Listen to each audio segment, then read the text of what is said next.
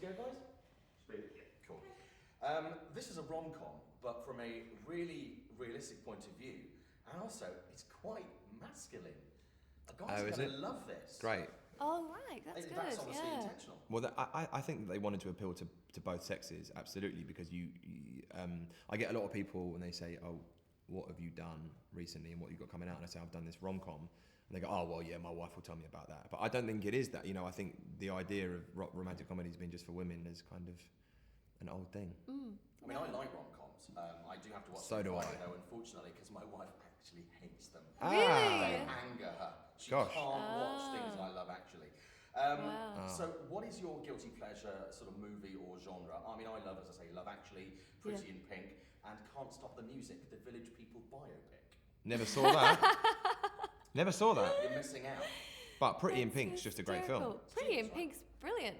Nothing to be ashamed of with that. That guy who plays Ducky in Pretty in Pink is bloody brilliant. Yeah. Pretty in Pink's a classic. Yeah. What's a guilty pleasure? Gosh, what have you got? I love romantic comedies, and I love like films like The Breakup. Like I can watch that. No, I can watch it all day long. And you know what I love? Marley and Me. Seriously. Oh yeah. I cried, I laughed. Whole gamut. Quite a lot. Yeah. What about you? I'm more like, the Real Housewives of Beverly Hills. Like something terrible. Like it's terrible that I should not be saying on camera. But that, that was a car crash. And watching that, something like that is totally brain shut down. Comatose. Yeah. But it's good. It takes you out yourself, that sort of stuff. It does. I But love then watching rubbish I telly. think then you need to stop at a certain point. Because you do. your brain becomes like cottage cheese. Yeah. And I do watch that stuff actually just to make myself feel better about myself, that I'm not like Honey Boo Boo Child. Yeah, exactly. It's some sort of sense of Whatever that actually did a Honey Boo Boo Child impression for you. Wow. That was good. Career highlight. That actually just happened.